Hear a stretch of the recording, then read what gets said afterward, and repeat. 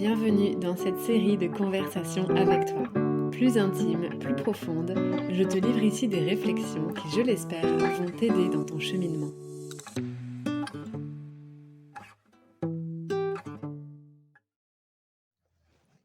Je vais parler aujourd'hui d'un sujet un peu sensible, un peu touchy, dont on parle pas mal en ce moment. On parle beaucoup du harcèlement scolaire, on parle beaucoup de ces choses-là, et c'est tant mieux que ce soit mis en lumière.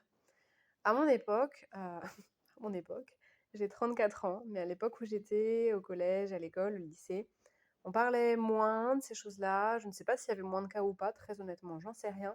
Toujours est-il que nous n'avions pas nos téléphones portables, nos réseaux sociaux, etc. Donc ça jouait peut-être sur l'ampleur du harcèlement qui pouvait être mis en place et des dégâts, entre guillemets, qui pouvaient être faits. Toujours est-il que c'est vrai qu'à l'époque, ça n'a jamais été étiqueté comme ça. D'ailleurs, j'en ai très peu parlé, je crois même que je n'en ai pas parlé à ma maman. Mais j'ai envie d'en parler aujourd'hui parce qu'il y a quelque chose que j'aurais aimé comprendre, aimé savoir, et si c'est quelque chose que vous avez traversé ou que vous traversez aujourd'hui, je pense que c'est important que vous l'entendiez, que ça peut vous aider. Bon, déjà toute petite, j'ai toujours eu comme pensée, j'ai toujours eu à l'idée que j'étais moins bien que les autres, que j'étais moche, que j'étais bizarre, que j'étais moins intéressante, bref. Alors vous allez vous dire, c'est des préoccupations bien étranges pour une enfant, pour une toute petite fille, et c'est vrai, mais cela s'explique par différentes choses, notamment par une blessure d'abandon de la part de mon papa, qui a planté un décor de manque de confiance en moi quand j'avais 5 ans. Un homme froid, jugeant, distant, qui a en fait semé une graine en moi, comme quoi je n'étais pas assez, comme quoi je n'étais pas intéressante, comme quoi je n'étais pas digne, comme quoi j'étais un peu nulle, un peu naze, un peu chiante. Et donc je me suis un peu construit là-dessus. Et c'est tout naturellement que j'ai, dès l'enfance, intégré l'idée que j'étais moins que les autres, moins jolie, moins mignonne, moins... Voilà, une enfant que les gens aimaient moins, que les gens aimaient moins que ma sœur, que les gens aimaient moins que mes copines. Je ne parle pas de ma mère qui n'a jamais fait aucune préférence, aucune distinction ou quoi que ce soit. Mais voilà, j'ai toujours eu ce sentiment-là par rapport aux amis de notre famille, par rapport à notre famille, par rapport à plein de trucs, voilà, j'étais moins jolie, moins mignonne, moins intéressante que les autres enfants. Et j'ai continué sur cette lancée-là pendant de nombreuses années. Au collège, j'ai été embêtée. J'ai été embêtée par un groupe de filles qui avaient lancé une rumeur sur moi et mes copines, qui m'embêtaient dans le bus le soir quand c'était voilà, l'heure de rentrer à la maison, qui venaient m'insulter, me glisser des surnoms à l'oreille, essayer de m'intimider, etc. On m'avait appelé le bulldog d'ailleurs. Euh, voilà, en référence à quoi, je ne sais pas. On m'avait surnommé Bulldog au collège. Il y a une rumeur donc, qui avait été lancée sur mes copines et moi. J'ai même souvenir d'une fois où, dans un cours de sport, je m'étais déboîté la rotule, déboîté le genou. Je portais donc une attelle et j'avais des béquilles au collège, hein. Et une de ces filles-là était arrivée derrière moi en courant, avait shooté dans mon genou blessé, dans le genou qui portait une attelle, et était repartie en courant et en rigolant. Justine, si tu passes par là, je ne t'ai pas oubliée. Euh, Et évidemment, je n'avais rien dit, je n'avais rien osé dire à personne parce que j'étais pétrie de honte, en fait, d'être embêtée.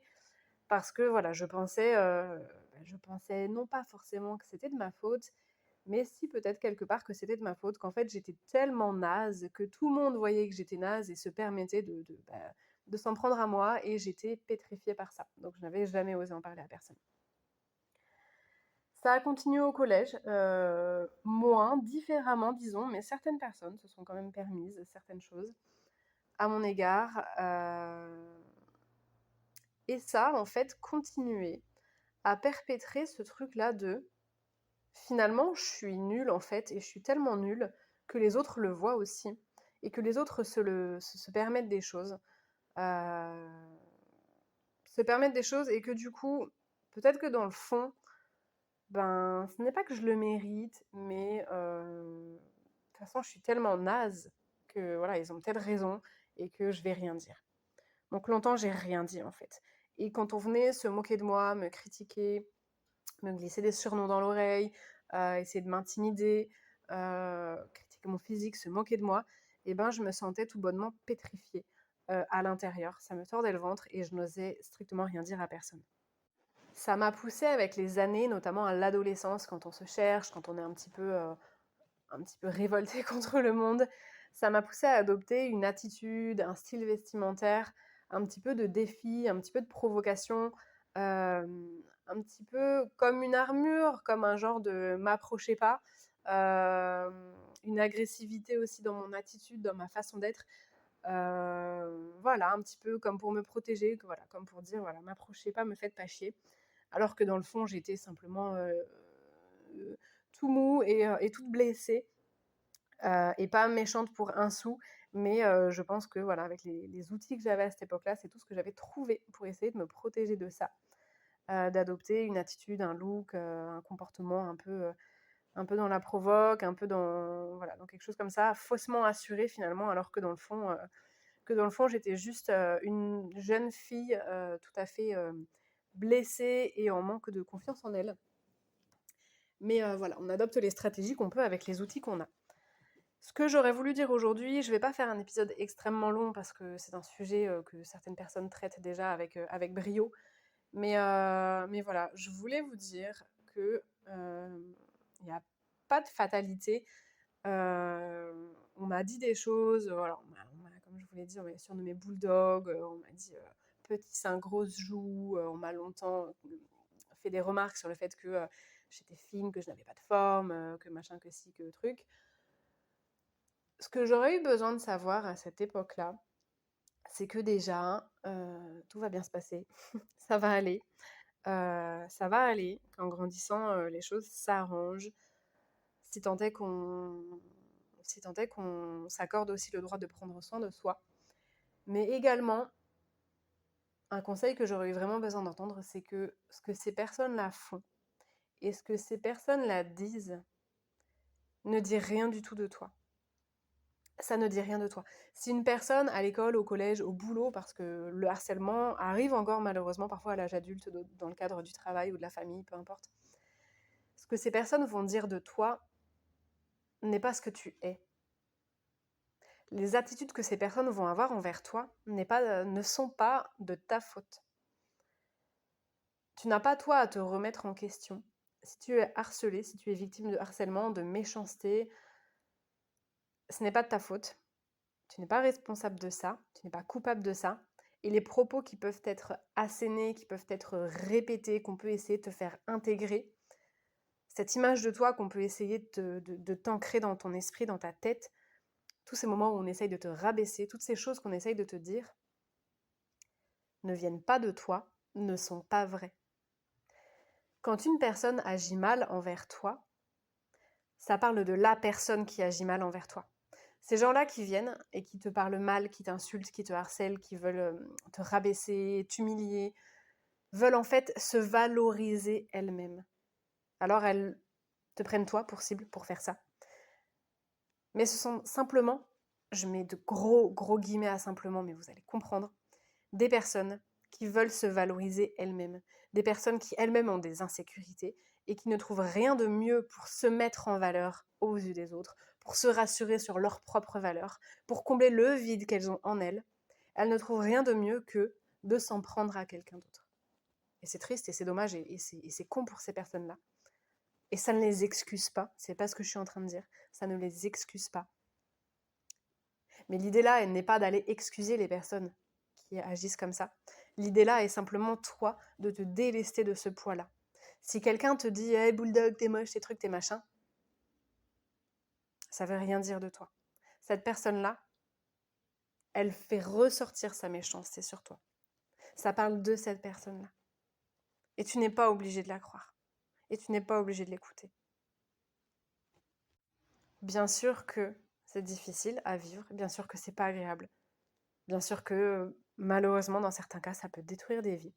Le harcèlement, la méchanceté des autres. Surtout à l'ère des réseaux sociaux où tout va très vite. Je ne minimise pas ça. Seulement, je te dis ça aujourd'hui parce que moi, c'est quelque chose que j'aurais eu besoin d'entendre quand j'étais plus jeune. C'est que les propos que tiennent ces personnes-là ne sont pas vrais. Parce que dans le fond, si ça nous blesse, c'est parce qu'on les croit. Moi, ça me blessait parce que je les croyais. Quand on venait se moquer de moi et me dire que j'étais moche, bah, je me disais: «Mon Dieu, mais c'est vrai, je suis tellement moche, mais je suis tellement moche, mais j'ai honte de moi». Je les croyais ces propos-là, je les croyais ces personnes-là. Et pourquoi est-ce que je ne les aurais pas crues? Moi qui étais si nulle. Moi qui étais si nulle, si inintéressante. Et ces personnes-là qui étaient en plus dans les populaires de l'école. Bien sûr que je les croyais. Bien sûr que ça me touchait. Mais en fait, non. Ces propos-là ne parlent pas de toi.